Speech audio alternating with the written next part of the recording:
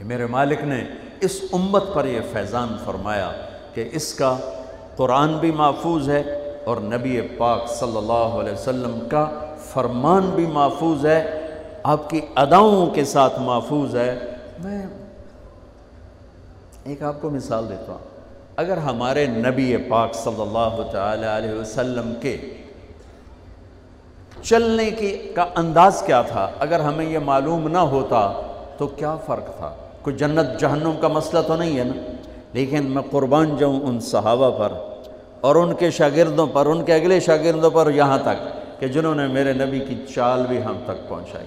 میں آپ کو ترجمہ بتا دیتا ہوں، یمشی تکفیاً ویقارب الخطا، آپ تھوڑا کندھے جھکا کے چلتے تھے اور پاؤں چھوٹے رکھتے تھے، کھلا پاؤں نہیں، ایسے نہیں، قریب، پاؤں چھوٹا، کندھے جھکے ہوئے، گردن آگے تھوڑی، اور چال میں تیزی، اتنی تیزی تھی کہ صحابہ کو ساتھ دوڑنا پڑتا تھا۔ آپ عام، چونکہ آپ کے نیچے زمین سکڑتی تھی، زمین سکڑتی تھی، تو آپ ایسے چلتے تھے اور وہ پیچھے بھاگتے تھے۔ آپ کے دیکھنے کا ہمیں انداز معلوم نہ ہو تو کیا فرق ہے؟ لیکن میں قربان جاؤں جو کہہ رہے ہیں جل نظرہ الملاحظ، اب یوں دیکھتے تھے، یوں ایسے نہیں دیکھتے تھے حیا کی وجہ سے، بلکہ یوں دیکھتے۔ کبھی کبھی ایسے ہوتا تو پھر ایسی تجلیات اور آنکھوں سے نور نکلتا کہ سارے صحابہ یوں ہو جاتے۔ صرف دو آدمی آپ کو دیکھ سکتے تھے، صرف دو، ایک ابو بکر اور ایک عمر، بس۔ یضحکان الیہ ویضحک الیہما، دونوں آپ کو دیکھ کے مسکراتے اور اپن کو دیکھ کے مسکراتے، باقی کوئی آپ کو آنکھوں میں آنکھیں ڈال کے دیکھ نہیں سکتا تھا، چلے آپ کی نظر شرم و حیا ایسے تھی، ایسے تھی۔ کوئی آپ کو ادھر سے بلاتا، مفتی حامد صاحب مجھے کہیں مولوی صاحب تو میں اتنا ہی کروں گا، اس تو میرے کول بھی نہیں ہمت۔ مولانا ارشاد صاحب کہیں جناب مولانا صاحب، اتنی میری طاقت ہے۔ لیکن جب میرے نبی کو دائیں سے کوئی بلاتا تھا یا رسول اللہ، تو اب یوں نہیں کرتے، اب یوں کرتے تھے، پورا مڑتے تھے اس کی طرف، پورا سینہ سے سینہ ملاتے تھے۔ ادھر سے کسی نے کہا یا رسول اللہ، تو اب یوں نہیں کرتے، اب یوں کرتے تھے پورا۔ میں قربان جاؤں، اس موبائل نے کتنی بد اخلاقی پھیلائی ہے کہ ایک آدمی بات کر رہا، وہ موبائل دیکھ رہا۔ اور خاص طور پر والدین سے کہہ رہا ہوں، اب چھوٹا بچہ آئے اور اسے تم نے توجہ نہ دی، یہ گھروں میں 99.9% بلکہ 100% ہو رہا ہے، فون پہ لگے ہوئے، چھوٹا معصوم بچہ ماں سے بات کر، وہ فون پہ لگی ہوئی، ہاں ہاں بول کیا نا، سن دی پئیاں، سن دی پئیاں، بھوک نہیں۔ آپ نے ذبح کر دیا۔ عربی کا لفظ ہے توجہ فرمائیں، یہ لفظ عربی کا توجہ، توجہ فرمائیں کا مطلب ہے، یہ توجہ کی تا ہٹاؤ تو نیچے سے وجہ نکلتا ہے، وجہ چہرے کو کہتے ہیں۔ توجہ فرمائیں کا مطلب ہے بوتھا شریف میرے حال کر، میری طرف چہرہ کر کے بات کر۔ میرے نبی جب کسی سے بات کرتے تھے، سینہ بھی اس کو دیتے تھے، چہرہ بھی اس کو دیتے تھے۔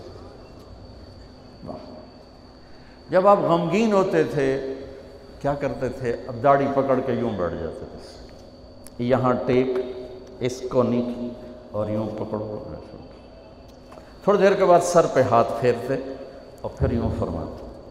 یہ میرے نبی کے غم کی نشانی تھی کہ آپ کسی دکھ میں ہیں، کسی غم میں ہیں۔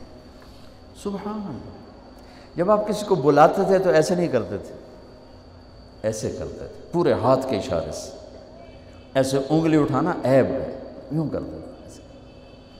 جب آپ محفل میں بیٹھتے تھے تو چوکڑی مار کے بیٹھتے تھے، اتحیات صرف نماز میں آپ کی ہے، باقی آپ چوکڑی مار کے بیٹھتے تھے، اور پوری محفل میں ٹانگ نہیں پھیلاتے تھے، چاہے کتنی لمبی مجلس ہو جائے ٹانگ نہیں پھیلاتے تھے کبھی بھی۔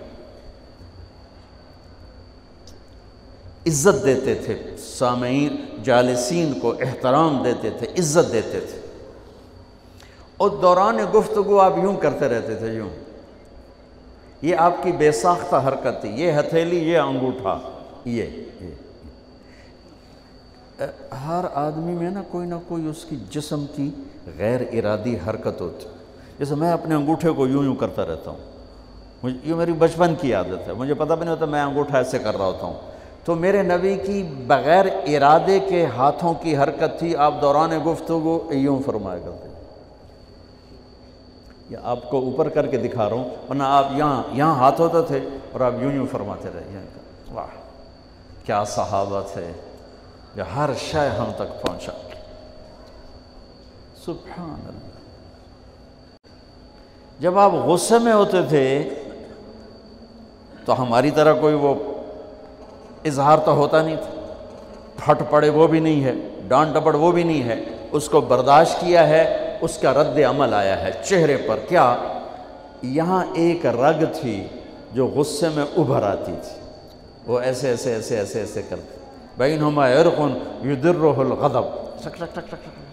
تو اس سے اندازہ ہوتا تھا غصے میں کسی پر اظہار ناراضگی ہے تو ہم تو لان تان کرتے ہیں. آپ کیا کرتے تھے؟ ادھر سے ابو ہریرہ آ رہے ہیں، آپ ان پہ ناراض ہیں اور ان کو بتانا بھی چاہتے ہیں، اور یہ ناراضگی ان کی کسی تربیتی پہلو کی وجہ سے ہے. من انتصر لنفسہ لا یغضب لنفسہ ومن انتصر لہا. ساری زندگی اپنی وجہ سے نہ کسی پہ ناراض ہوئے نہ کسی کی ڈانٹ ڈپٹ کی.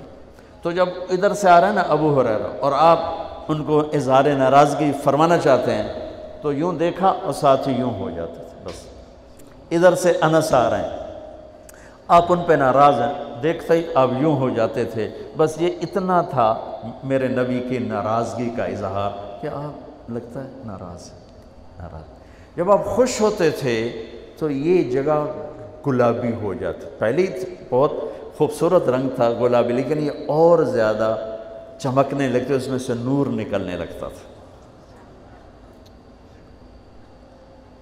اتنی چھوٹی چھوٹی بات، میرے نبی کی کوئی بات چھوٹی نہیں ہے، لیکن جیسے فرض اور ہے، فرض کفایہ اور ہے، واجب اور ہے، سنت موقدہ سنت، یہ ساری ایسے ہی. میرے نبی کا ہر عمل عظیم الشان ہے کہ ہر عمل جنت میں لے جانے کا اور اللہ کی رضا کا ذریعہ ہے. تو چھوٹا تو کوئی نہیں، آپس میں تقابل کے. یعنی میں وہ چیزیں آپ کو بتا رہا ہوں جن کا جنت اور جہنم سے تعلق نہیں، عشق سے تعلق، محبت سے تعلق. ہماری جماعت گئی حافظ آباد، وہاں میں وکلاء میں بیان کر رہا تھا. علاقے کے ایک بہت بڑے ذمہ دار آئے ہوئے تھے. کسی کام تو انہوں نے دیکھا تو ساری عدالتیں خالی. تو ان کا کیا ہوا کہ یہ تبلیغ والوں کا عالم آیا ہوا ہے، اس میں سارے چلے گئے. تو اس نے وہ پہلے تو بیٹھا رہا، پھر وہ جو جج کا ریڈر تھا انہوں نے کہا چودھری صاحب ایتھے ویلے بیٹھے ہو اور جا کے گل سن لو. وہ ذرا تبلیغ کو اچھا نہیں سمجھتے تھے، ان کا چلو ویلا بیٹھا سننا ہوا. وہ آگے میں اس وقت اللہ کے نبی کے جانور بتا رہا تھا کہ میرے نبی کی 9 بکریاں تھیں، ان کے نام عجوہ، سقیہ، برکہ، ورثہ، زمزم، اطلار، اطراف، غیثہ، قمرہ. 9 بکریاں، 10واں بکرا یم، اور اس میں قمرہ آپ کی زندگی میں مر گئی. یہ احسان عظیم ہے ان ہستیوں کا جو واقعی اس قابل تھے کہ اللہ نے کہا رضی اللہ عنہ، جاؤ میں راضی ہو گیا، جو مرضی کرو میں راضی ہو گیا. سبحان اللہ. واہ.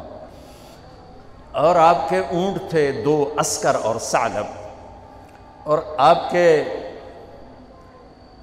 خچر تھے عفیر اور دلدر اور فضہ، اور آپ کے پاس گدھے تھے 2 عفیر اور یعفور، اور آپ کی اونٹنیاں تھیں عزبہ، جدعہ، شہبہ، قصوہ، اور آپ کے گھوڑے تھے لزاز، تراز، لحیف، سجل، سکب، سبحہ، ورد، یعصوب، یعبوب. یہ آپ کے گھوڑوں کے نام. ایک گھوڑے کا نام تھا ورد. کیوں تھا؟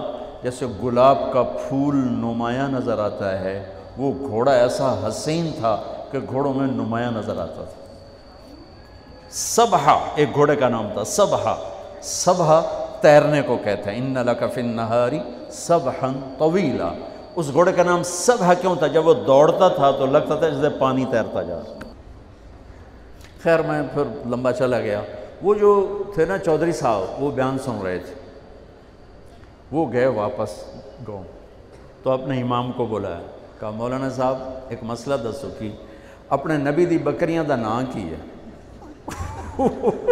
وہ آکھن لگا یہ بھی کوئی مسئلہ ہے کہ ہے تے بھاویں نہیں، میں تو اج دس ساڑھے نبی دی بکریاں دا نام کی؟